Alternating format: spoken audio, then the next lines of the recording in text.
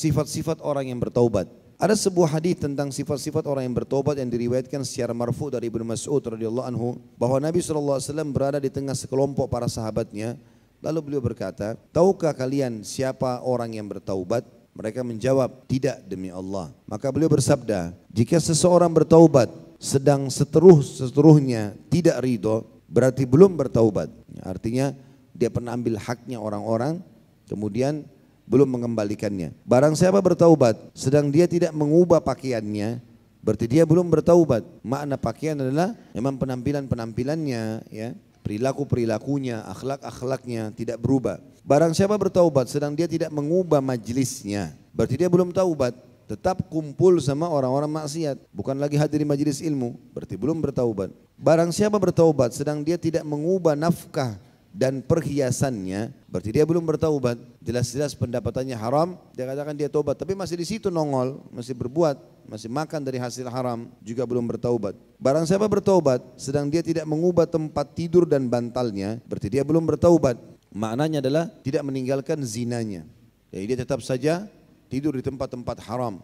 Atau di sini misalnya dia pernah beli kasur, bantal dari uang-uang haram, tetap dipakai sama dia, tidak dikeluarkan semua. Dia nggak mau pakai lagi.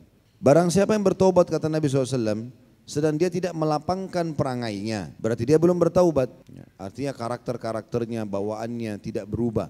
Barang siapa bertaubat sedang dia tidak melapangkan hati dan telapak tangannya, berarti dia tidak bertaubat. Tetap kasar, tetap memukul orang, ya, tetap tidak merasa rendah, hatinya tidak lunak, belum bertaubat. Kemudian Nabi SAW bersabda pula, apabila dia bertaubat dari perangai-perangai tersebut, berarti dia benar-benar bertaubat.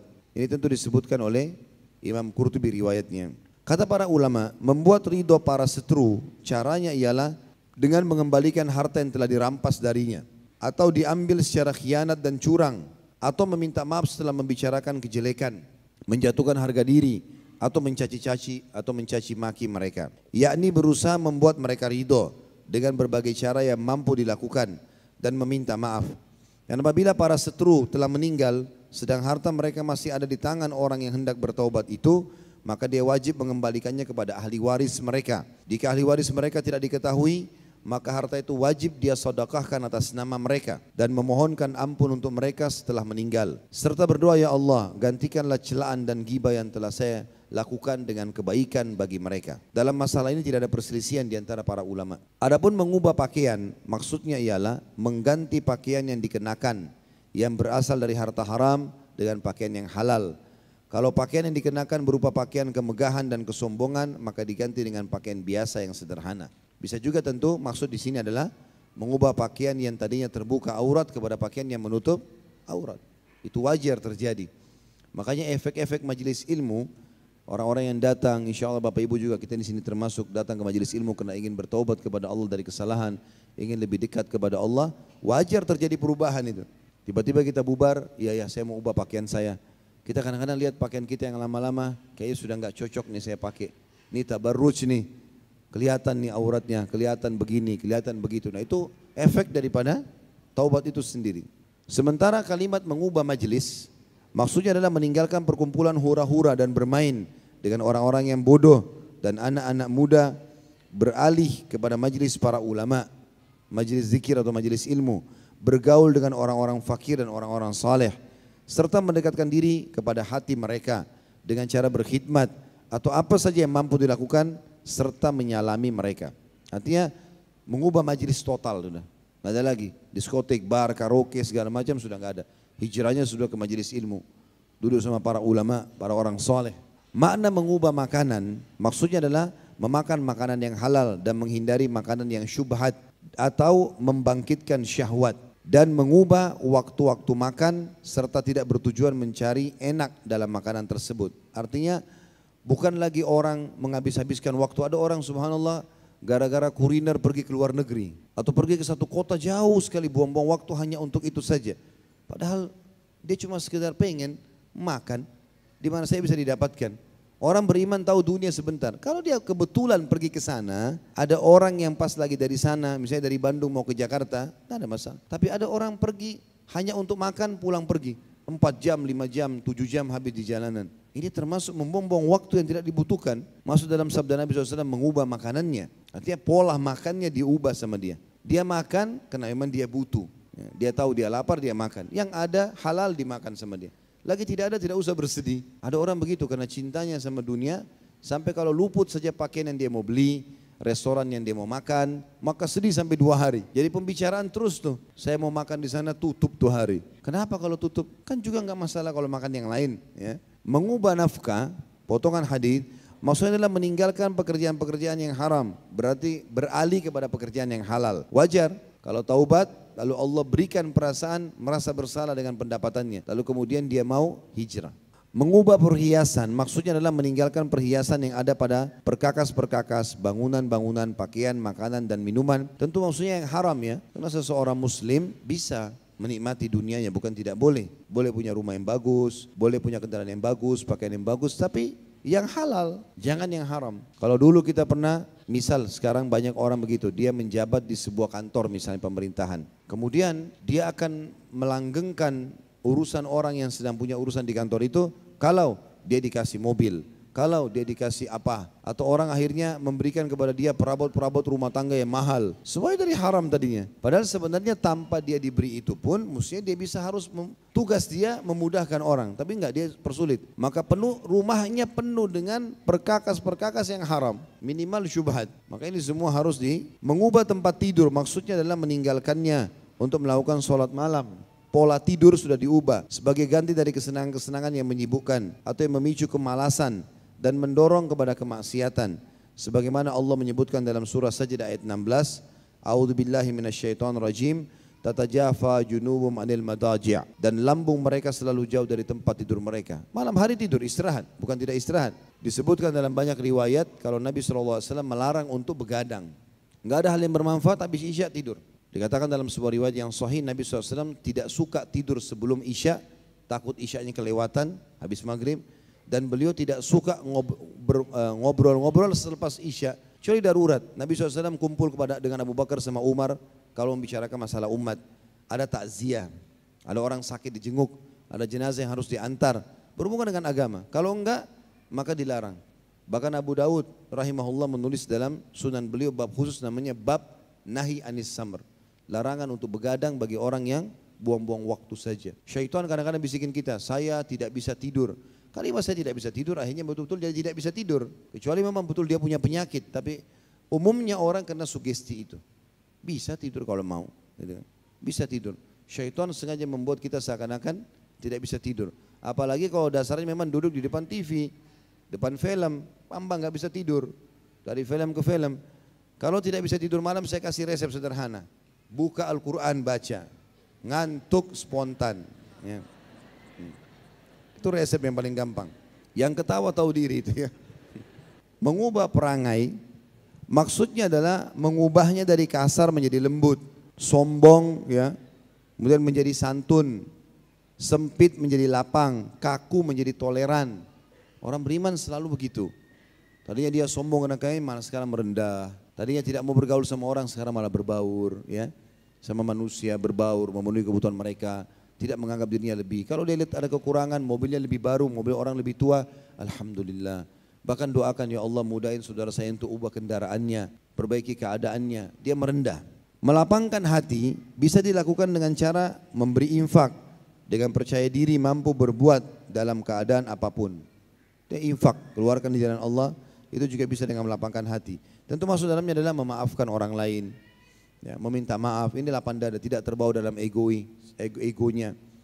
Dan saya sudah pernah bilang teman-teman, kalau seandainya ada kesalahan kita di dunia, diingatkan oleh orang lain, sadarilah teman-teman dan sangka baiklah kalau Allah mencintai kita. Bayangkan kalau kesalahan itu tidak terbongkar di dunia, kita tidak tahu, tidak ada yang ingatkan, lalu dibawa sampai ke akhirat, pasti Allah akan hisab.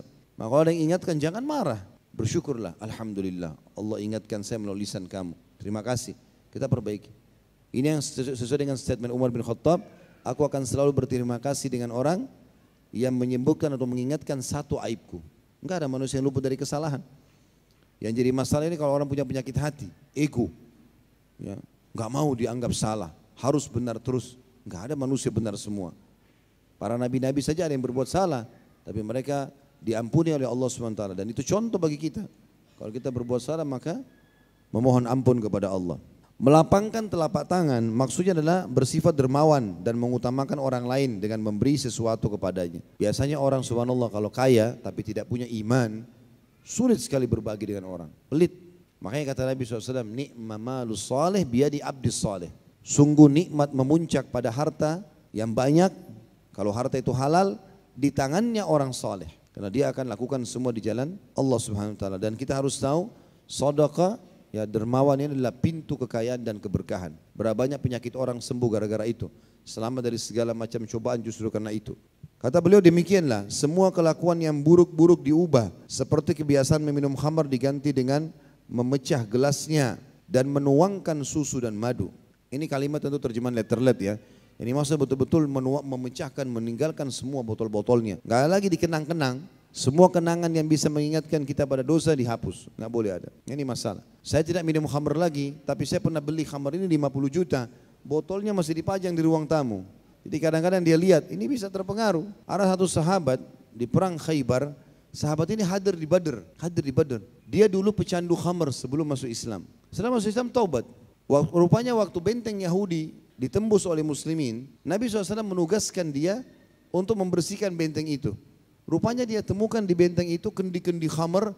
Khamar ini kelas nomor 1, khamar yang paling mahal. Dia tahu kelasnya khamar ini, baunya pun dia masih kenal. Dan ini orang Yahudi suka sekali. Rupanya waktu dia buka sama dia kendi tersebut tercium, dia terpengaruh diminum sama dia, sampai mabuk, terpengaruh. Ini sahabat Nabi di peperangan bersama Rasulullah SAW. Nabi tanya, mana si fulan tidak balik-balik nih? Cari dia, dicari, dapat teller. Maka oleh sahabat yang lain dibawa, ya Rasulullah ini orang lagi teller. Nabi SAW langsung marah, wajahnya memerah, menyambut sendal beliau lalu digebukin. Sama Nabi dicambuk, dipukul sama Nabi. Sahabat semua pada gebukin, buka sendal gitu. Lalu ada satu sahabat mengatakan, semoga Allah melaknatmu. Kenapa kau minum khamr? Kata Nabi SAW, jangan kau laknat. Dia ahli Badr. Orang ini sebenarnya baik, cuma terpengaruh oleh syaitan. Maksudnya teman-teman sekalian, kita jangan mengatakan, oh saya tidak terpengaruh. Saya sudah hijrah sekarang, tapi teman-teman saya ini semua masih belum paham agama. Saya mau berteman sama mereka. Kita yang bisa terpengaruh. Tetap kenal iya. Tapi duduk bermajelis enggak lagi. Karena bahaya, kita sensitif sekali. Sensitif sekali, manusia sensitif. Kita bisa bedain mana bau busuk, bau wangi seketika hidung kita. Telinga kita bisa bedain mana suara keras, mana suara lembut seketika. Lidah kita bisa bedain mana pahit, manis seketika. Tangan kita bisa tahu ini panas, ini kasar, ini lembut seketika. Semua ini sensitif badan kita. Semuanya, mata kita bisa bedain mana warna yang bagus, mana yang tidak. Maka kita bisa terpengaruh, hati-hati. Kata beliau, berzina diganti dengan menanggung para janda dan anak-anak yatim. Serta mengurusi keperluan-keperluan mereka. Dan menyesali kelakuan buruk yang telah diperbuat itu dan umur yang telah disia-siakan selama ini. Itu juga di sini masuk dengannya ya dia menikah dan masuk dalam makna menanggung janda bisa saja menikah, mengurus dan seterusnya. Sebagaimana sabda Nabi SAW, orang yang mengurusi janda seperti mujahid di jalan Allah SWT. Artinya daripada dia berzina, dia menikah. Kenapa dia harus berzina? Dia harus ganti itu. Jika taubat dilakukan dengan memenuhi tindakan-tindakan dan syarat-syarat yang kami sebutkan di atas, maka Allah yang maha suci dan maha tinggi akan menerimanya atas kemurahannya. Dan 2 malaikat pengawas serta seluruh penjuru bumi akan melupakan kesalahan-kesalahan dan dosa-dosa orang itu. Sebagaimana difirmankan oleh Allah SWT dalam Al-Quran surah Toha ayat 82. A'udzu billahi minasyaitonir rajim wa inni lagaffarun liman taba wa amana wa amila salihan tsumma ihtada. Sesungguhnya aku maha pengampun bagi orang-orang yang bertaubat, beriman dan beramal saleh, kemudian tetap di jalan yang benar, maksudnya sampai meninggal. Allah Subhanahu wa taala bisa membuat manusia melupakan masa lalu kita kalau kita sekarang menunjukkan keistiqomahan di jalan Allah. Nanti Allah membuat itu tertutup, orang tidak kenang lagi.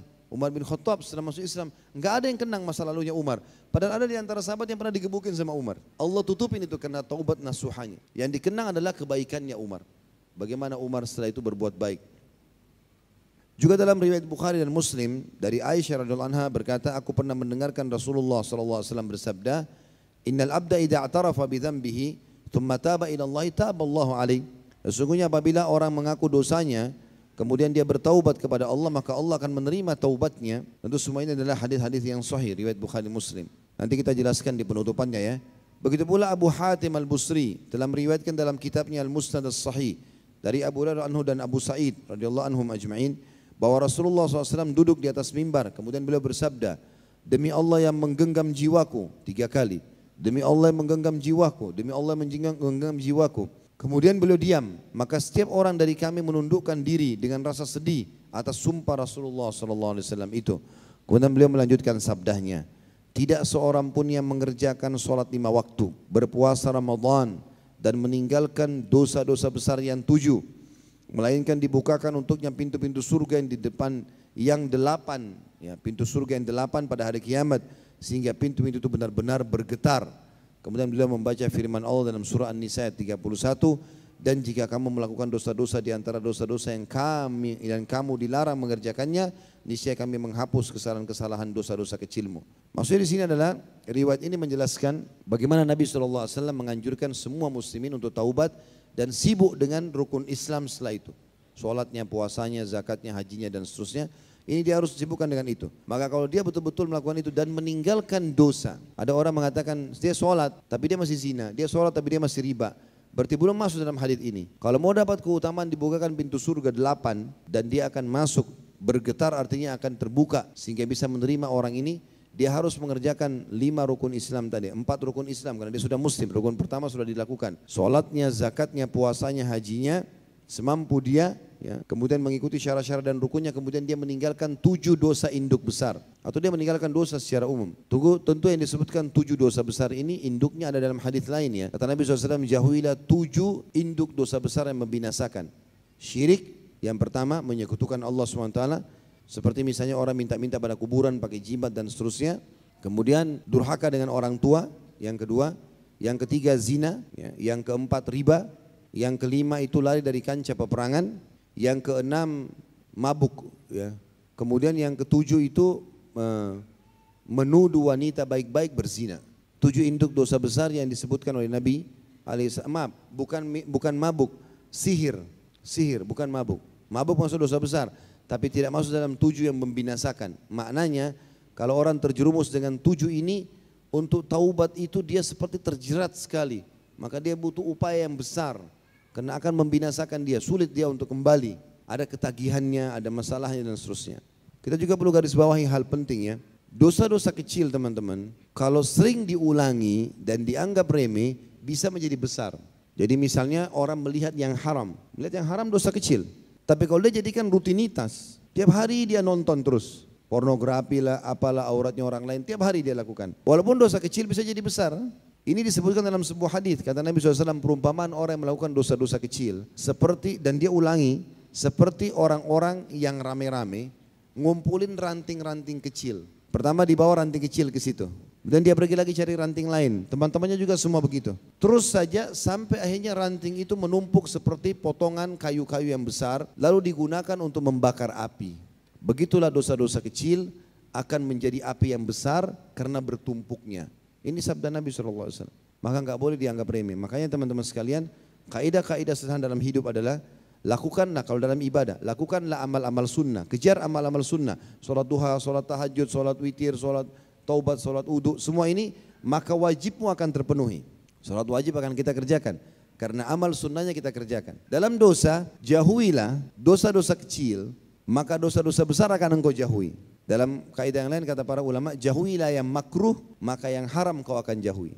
Kalau kita tidak mau makan dan minum sambil berdiri, makruh. Karena kita tahu makruh, maka berarti makan sesuatu yang haram kita akan jauhi. Lebih pantas kita jauhi. Seperti itulah.